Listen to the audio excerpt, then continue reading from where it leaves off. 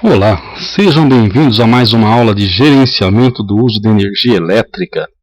Aqui é o seu professor Claudinei Aparecido e estamos aqui para mais uma aula. Vamos falar hoje sobre cargas elétricas, uma diferença entre como se diz cargas elétricas, que ela leva para dois caminhos.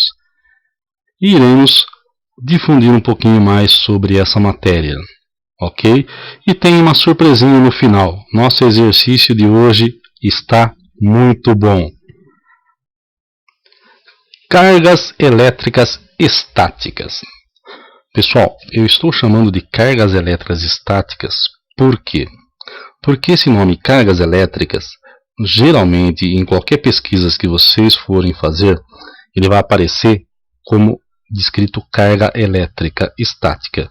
É a carga que nós temos na base do elétron, do nêutron, do próton, ou seja, a nível de átomo, ok? Então, vou estar dando uma pequena prévia disso e depois nós vamos falar sobre as cargas elétricas industriais e residenciais e que nós encontramos no nosso dia a dia. Até já comentamos alguma coisa sobre as potências, então é direcionado a isso. Vamos explicar um pouquinho mais sobre elas. Eu disse, pode ser isso, pode ser aquilo. Hoje vamos mostrar e dizer as funções de cada uma delas. Ok? Então, carga elétrica, gente, é uma propriedade da matéria. Tá? Propriedade da matéria. Tá? Que nem eu falei, isso leva a duas situações, tá? Então nós vamos falar sobre a carga elétrica. Sobre qualquer pesquisa que vocês só forem fazer e colocarem como carga elétrica, é isso que vai aparecer. E depois nós vamos ver de uma outra maneira, de um outro ponto de vista, tá? Então, é uma propriedade da matéria, assim como a massa. A carga elétrica macroscópica de um corpo surge em razão da diferença entre o número de prótons e elétrons. Vamos falar um pouquinho melhor sobre isso. Pessoal, prótons e elétrons. O prótons, geralmente a nível de átomo, a gente fala sobre as cargas positivas, os prótons, tá? E os elétrons, as cargas negativas, tá? Há várias maneiras de se falar a mesma coisa. Geralmente os prótons, dependendo da situação, nós chamamos de buracos. Por quê? Porque os prótons, ou seja, os buracos, seriam a ausência de elétrons. Tá? Então há várias maneiras de se falar. Tá? Aqui eu estou falando a nível atômico, ok? Então não confundam um pouco. Tá? Aqui entrou o nome de prótons, geralmente a gente só fala de elétrons, tá? E aqui entrou os prótons. No caso de carga elétrica a nível estacionário, estático. Então, neste caso, dizemos que o corpo encontra-se carregado ou eletrizado. Tá? Então, carregado eletricamente ou energizado, tá? Com energia. Okay? Por outro lado, quando a quantidade de elétrons e prótons for a mesma, dizemos que o corpo está neutro. Portanto, mesmo quando neutros, os corpos ainda apresentam cargas elétricas. Entretanto, essas estão balanceadas. Podemos dizer que é como se fosse um cabo de força, gente. Tá? O que é um cabo de força? Um cabo de guerra, né? Aliás, cabo de força não, cabo de guerra, né, que é mais conhecido. Você pegar um cabo de guerra onde as forças que de cada lado são iguais, o cabo de guerra não vai se movimentar, ele vai ficar parado. Então é por isso que nós dizemos que quando as cargas entre prótons e elétrons estão equalizadas, a nossa carga nesse momento é neutra. Tá? Mas eles têm carga lá dentro. Ele tem elétrons e tem os prótons. Tá? Mas elas estão balanceadas, então não existiria o que nós chamamos de diferença de potencial. A carga elétrica tem origem em partículas subatômicas. Os prótons apresentam o menor valor de carga positiva, enquanto os elétrons apresentam menor valor de carga negativa. Tá? Como eu falei, gente, tem várias maneiras de se falar. tá? Então, no nosso dia a dia, nós falamos que quando nós temos elétrons, nós temos um corpo carregado eletricamente com bastante elétrons, tá? Então, só tomar cuidado da maneira de falar. Aqui está uma descrição, tipo assim, mais a nível de física, tá? Então, numa pesquisa, tem que tomar muito cuidado na hora de separar as coisas, tá? Mas a gente tem que entender o seguinte, tá? Corrente elétrica, fluxo de ordenado de elétrons. Os elétrons estão se deslocando, tá? Se os elétrons saem de um lugar e vão para outro, o local onde esses elétrons estavam vai ficar vazio, tá? Que a gente chama de buracos, tá? Agora, no caso aqui, a gente está falando a nível de átomo. Então, vamos ver, como se supostamente você conseguisse medir a nível de átomo, então você iria encontrar os prótons e os elétrons. Belezinha? Maravilha! Os nêutrons, por sua vez, são partículas eletricamente neutras, ou seja, não tem carga nenhuma, tá? Até eu costumo brincar que está lá para ocupar espaço. Mas brincadeira, tudo na natureza tem a sua função, tá? Eletricamente, os nêutrons, até leva esse nome, nêutrons, cargas resistivas. Aí, gente, agora eu já joguei lá para trás neutras. A questão das cargas elétricas a nível de átomo, e agora nós vamos falar das cargas elétricas a nível de equipamento, tá? Então aí já entra indústria, comércio, residência, tá? E nós vamos até puxar um pouquinho mais para o lado da indústria, porque quando você se forma um técnico, você tem grandes chances de estar mais direcionado à indústria. E para quem trabalha na indústria, residencial ou comercial, fica muito mais simples. Legal? Então vamos lá, gente. Lembre, agora eu estou falando a nível de equipamento, tá? Existe a carga elétrica lá no átomo? Existe. Mas agora a gente está muito maior. São equipamentos grandes. Coisas que você consegue ver. E aí existe uma separação de tipos de carga, de modelos de carga. Como se eu fosse dizer, existe o carro de passeio, existe o carro para carga, né, que seria o caminhão, as caminhonetes. Então seria isso, tá? Vamos dizer as funções e as características de cada tipo de carga dessa. Já é diferente esse tipo de carga que eu estou dizendo, tá? Ela não é mais aquela divisão de cargas a nível de átomo, tá? Agora são cargas a nível de fluxo de elétrons, tipo de comparação entre cargas relacionadas à tensão e à corrente. Então, relacionado a isso, nós vamos ter os nossos tipos de cargas.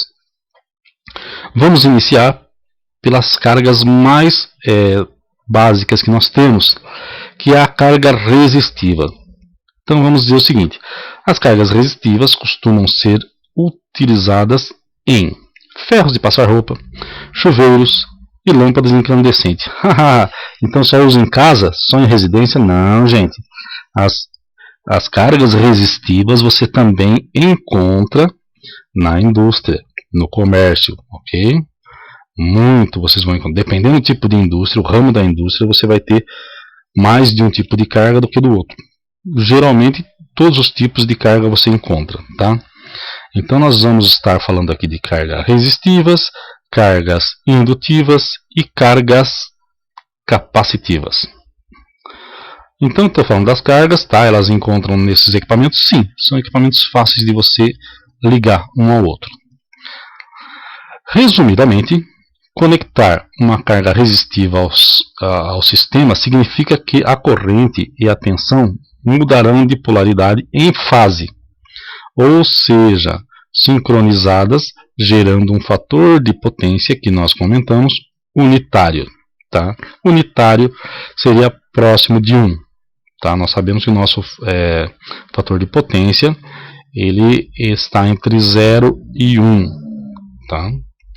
Então, o nosso fator de potência ele é unitário, seria próximo de 1. Tá?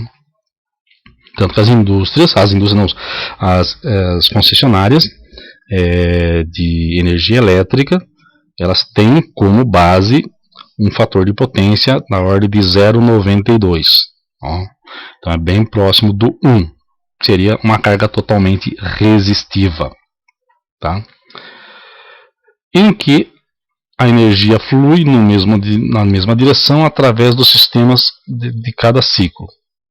Ou seja, a corrente que circula por essa carga alterna-se, porque é alternada, 60 Hz, e acompanha a tensão aplicada. Então a minha corrente, ela está alinhada com a minha tensão, tá? Surgiu tensão, eu tenho corrente. A minha corrente caminha ao lado da minha tensão. Belezinha? Vamos lá. Então, o que seriam essas resistências? Gente, aqui ó, eu coloquei vários tipos. Eu coloquei aqui um forno de fundição industrial, tá? Esse aqui já cheguei a trabalhar com ele. É um forno, gente, que aparentemente, tá, ele pode até estar sendo usado em outra área, tá? Mas normalmente você tem até fornos, eu coloquei forno de fundição industrial, que funde alumínio, tá? E ele é desse sistema, ele tem resistências internas, tá? Que vão ser energizadas, ela vai aquecer, e aqui vai ter um cadinho aqui dentro, onde esse cadinho, com a temperatura, vai se fundir o alumínio dentro dele, tá? Então ela tem toda uma base em cerâmica, com revestimentos à base de lã de rocha, tá? E esse forno, geralmente indústrias que trabalham com volantes de carro, onde vai que o miolo dele é alumínio, pequenas peças, como carcaças de motores e tantas outras coisas, pode ser usado esse tipo de forno. Caímos para a nossa resistência de chuveiro. Gente, é a resistênciazinha mais comum que nós temos, tá? Essa aqui está em um material branco, geralmente ela vem em um material preto, que é o que a gente conhece muito como baquelite, tá?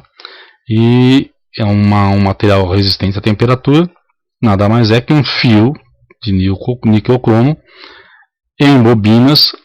Por ter bobinas, então quer dizer que eu tenho indutância? Não. Essa bobina ela é muito pequena, tá? Ela não vai chegar, ela tem sim uma indutância, mas não vamos considerar ele como um circuito indutivo, tá? Porque as bobinas, se você for ver, ó, as espiras, elas vão estar num circuito cilíndrico.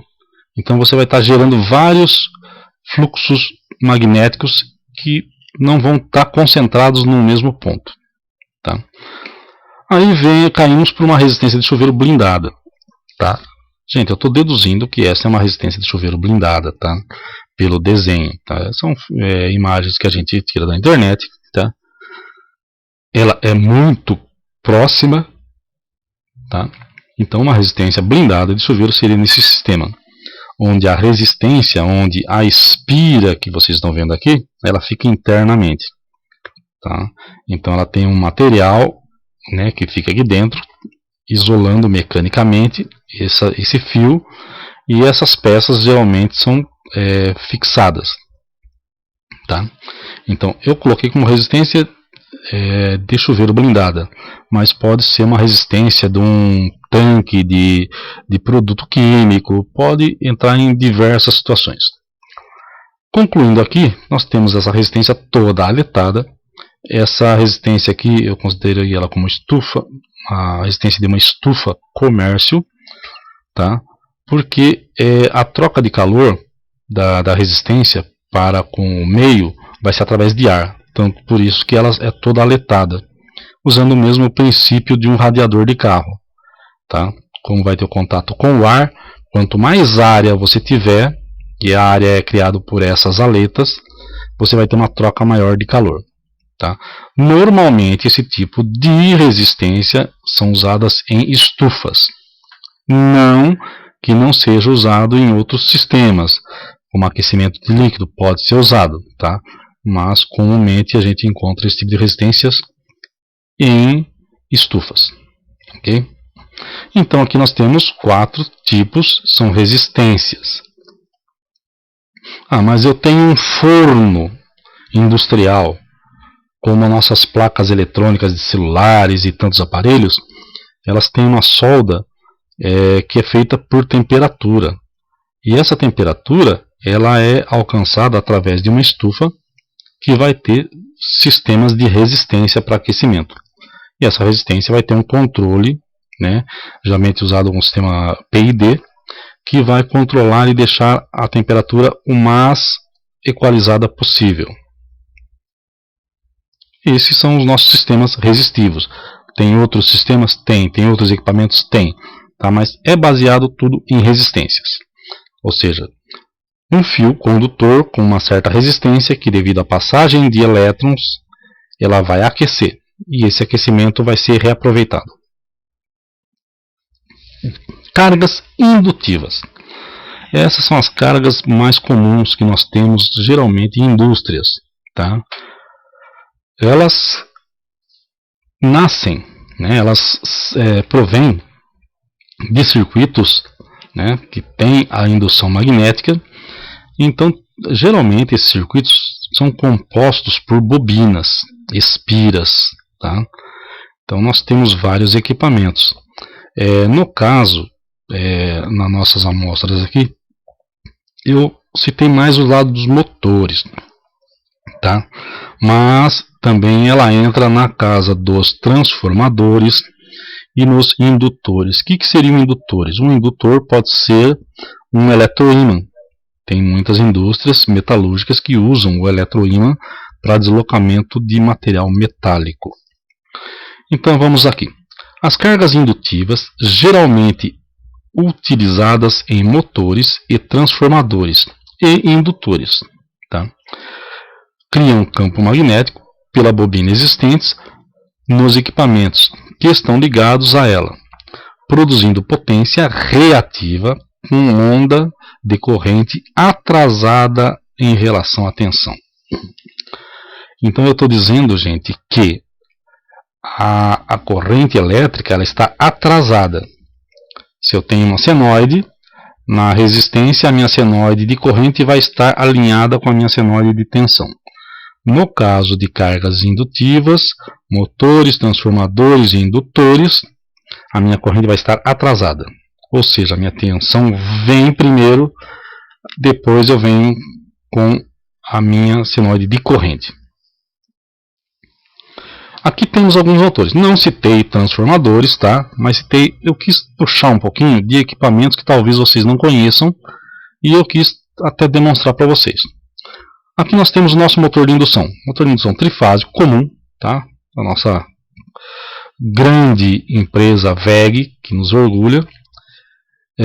Esse é um motor que ele pode ser adaptado em qualquer motor equipamento, tá?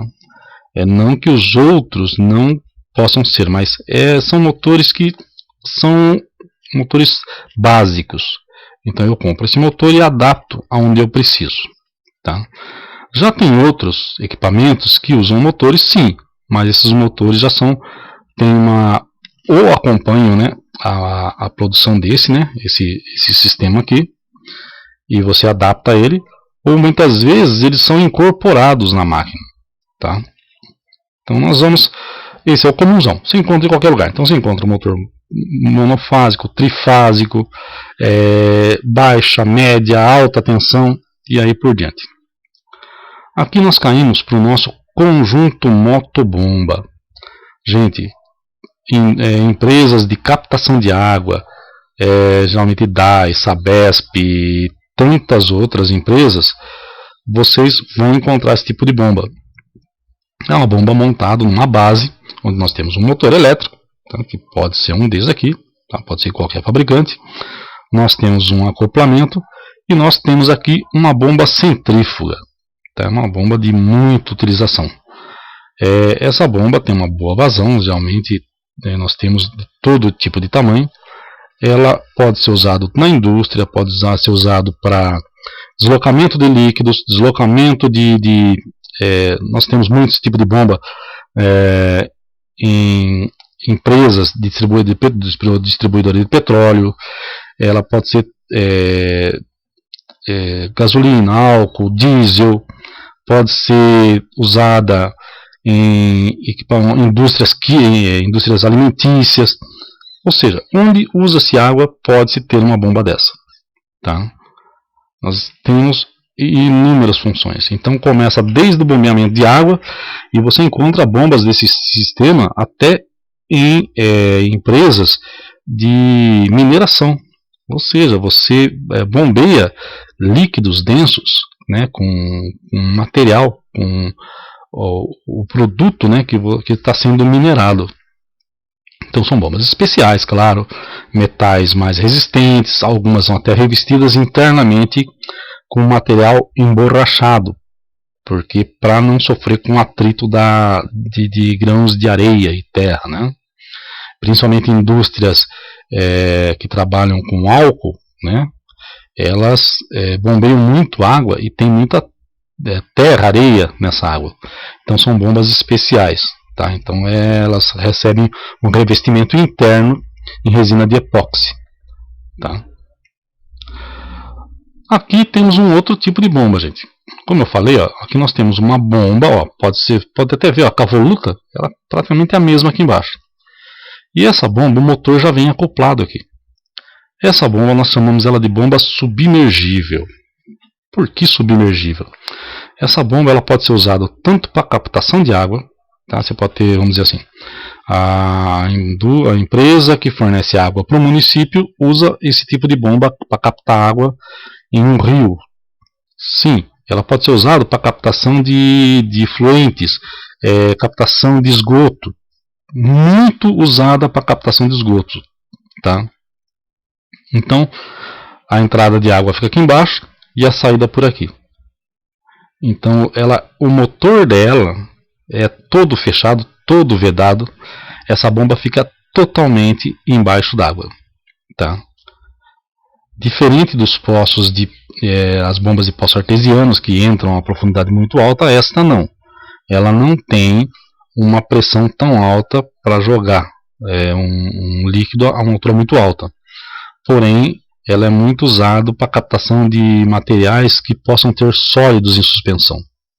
Então, nós encontramos muito essa bomba. Essa bomba é muito utilizada. É uma bomba muito especial. Então, nós temos essas bombas aqui até poucos litros, até por volta de 1.600, 2.000 metros cúbicos hora. São bombas muito grandes e muito potentes. Encerrando, nós temos um motor, um motorzinho AT, motor de indução. Pessoal, esse motor, ele é um motor de alta tensão, tá? Então não trabalhamos com 220, 380, 440, 760, não. Aí já temos tensões acima de 1.000, tá? Então temos motores de 3.000 e assim por diante, tá? Normalmente, para você não ter um cabeamento uma bitola muito grande, o que você faz? Você aumenta a tensão. Você vai ter uma potência maior e vai utilizar cabos com bitola menor. Porém, você tem que tomar muito cuidado porque a isolação dele é essencial por se trabalhar com tensões altas. Em empresas, indústrias muito grandes, você vai encontrar esse tipo de bomba.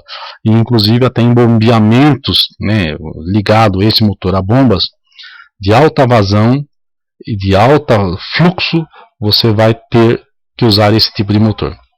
Okay? São motores muito caros, mas valem a pena.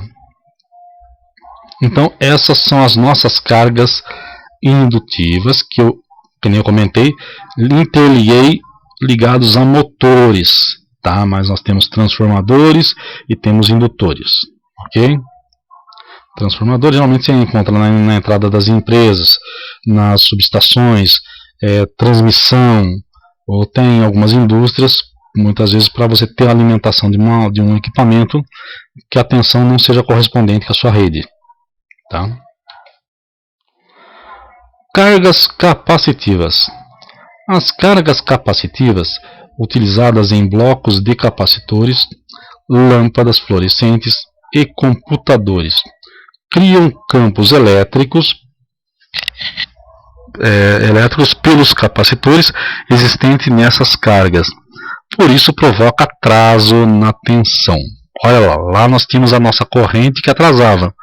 Aqui nós vamos atrasar a nossa tensão. Se nós atrasamos a nossa tensão, nós colocamos alinhados tensão e corrente.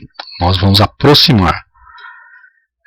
nós utilizamos esse processo muito na indústria, que tem muitos motores, como correção. Nós corrigimos o fator de potência através de cargas capacitivas. Ok? Mas onde encontramos essas cargas capacitivas?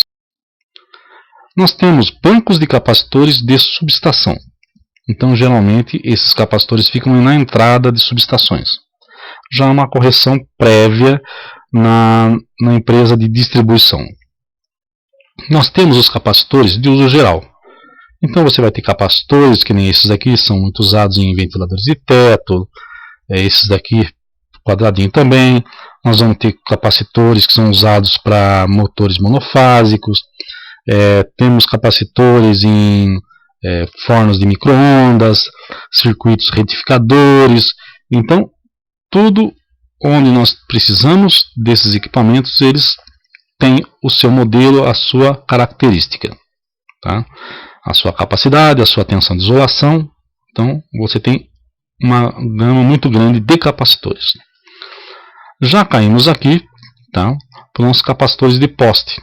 O que é um capacitor de poste? Ele faz a mesma coisa, gente, a correção do nosso fator de potência, só que na linha, tá? Então nós temos uma linha de transmissão onde nós corrigimos o nosso fator de potência através dos capacitores. Isso aí normalmente, que nem no caso do primeiro e do terceiro, são as concessionárias que fazem isso, tá? Elas que analisam a capacidade das cargas e fazem essa correção. E aqui por último, não tão menos especial, e sim muito especial, nós temos aqui um banco de capacitor. Uma indústria que tem muitos motores, ela vai ter esse painel. Qual a função desse painel? É uma carga. É uma carga capacitiva composta por bancos de capacitores, onde nós vamos ter chaves magnéticas, os nossos contatores, e nós vamos ter um equipamento que ele vai estar lendo o nosso fator de potência, e devido a esse fator de potência vai estar acionando as chaves magnéticas que vão introduzir os bancos de capacitores. No caso aqui nós temos 3 linhas, seriam as 3 fases. Então entraria cada banco, cada bloco de capacitor vai ser ligado a uma sequência de fases. Então, conforme o fator de potência estaria muito baixo, então vai se acrescentando os capacitores para que o nosso fator de potência se aproxime ao máximo do valor 1, da unidade que falamos lá atrás, tá? Então nós temos em indústrias muito desse tipo aqui. Pode ser maior, pode ser menor, mas uma empresa que tem muito motor, muito indutor, ela necessita desse sistema, tá? Então, o banco de capacitor é uma carga? É uma carga, gente. Só que é uma carga que é usada para correção, tá? Para você estabilizar a sua fonte, a sua carga, para que a concessionária tenha um valor corrigido de consumo do dia a dia. Com isso, chegamos àquele exercício especial que eu comentei com vocês. Uma aula um pouquinho mais curta, tá? Vocês não, mas já cheguei a gravar aulas até quase 1 hora, tá? Se torna cansativo e não é o nosso objetivo, né? Sendo que vocês têm várias matérias para estudar, e quanto mais for onerosa essas aulas, pode até trazer um certo desânimo, tá? Numa aula presencial, você pode dialogar, você pode trazer informações, esclarecer dúvidas. Numa aula gravada você não tem esse retorno, né? Não tem, vamos falar na famosa palavra, não tem o feedback. Então, eu estou gravando, eu não sei qual vai ser o retorno de vocês, a não ser pelos exercícios, né? Então, o que eu sugiro para vocês? Tá? Eu acredito que até já propus isso a determinadas classes, talvez até a vocês mesmos. Pessoal, nós tivemos uma aulinha bem rápida, algo que já foi conversado com vocês, nós precisamos frisar muito nisso, tá? Porque é algo muito importante. Então vocês vão fazer o seguinte, eu não vou dar questões, tá? Eu vou pedir para que vocês desenvolver uma avaliação, como se vocês estivessem fazendo uma avaliação para vocês, para um colega, para mim, tá? Para uma classe, com 6 questões e suas respectivas respostas. Claro, né, gente? Não adianta você fazer só a pergunta. Legal, faz a pergunta, mas você sabe responder elas? Gente, é um exercício muito simples, tá? Mas que abrange muito o aumento de conhecimento de vocês. Porque vocês vão ter que pensar nas perguntas e nas respostas. Normalmente a gente acaba pensando primeiro na resposta e depois na pergunta. Ok? Mas a ordem que vocês vão fazer vale o quê? Que vocês aprendam mais e mais. Então vocês vão desenvolver uma avaliação com 6 questões e suas respectivas respostas corretas, pessoal. Eu vou estar avaliando as questões e vou estar avaliando as respostas, com referência à aula de hoje. Rapidinho, aula prática, vocês já estão tarimbados, já conhecem essa matéria de decore salteado, como diz o antigo, tá? Então, molinho, molinho. E quiserem acrescentar alguma coisa que vocês já saibam, ou até referente às apostilas que vocês têm, pode ser. Só não fujam muito da linha, tá? Porque senão fica complicado até a gente ter um controle, tá? Mas vocês têm liberdade para aprender e desenvolver, ok? Encaminhar para o e-mail prof.claudinei50@gmail.com. Aguardo a avaliação, pessoal. Sei que vou ter gratas surpresas com o trabalho de vocês, ok? Com isso, encerramos mais uma aula, nossa 4ª aula, não citei no começo, desculpem, né? Nossa 4ª aula de gerenciamento de uso de energia. Nas próximas, acredito que já vai ser mais puxado para um bate-papo, porque gerenciar a energia, a partir do momento que você conhece todo o processo, é uma questão de coerência, tá? Então, a nossa intenção é que vocês comecem a encontrar coerência no que é viável e no que não é viável, no que pode ser e no que deve ser, tá? Tudo isso varia de pessoa para pessoa, de indústria para indústria, de técnico para técnico, mas não podemos fugir, porque eletricidade é eletricidade, seja aqui no norte ou no sul, seja no Brasil ou fora do Brasil, tá? Então é uma matéria que tem que ser respeitada e você não tem como gerenciar, como economizar, fugindo aos conceitos básicos.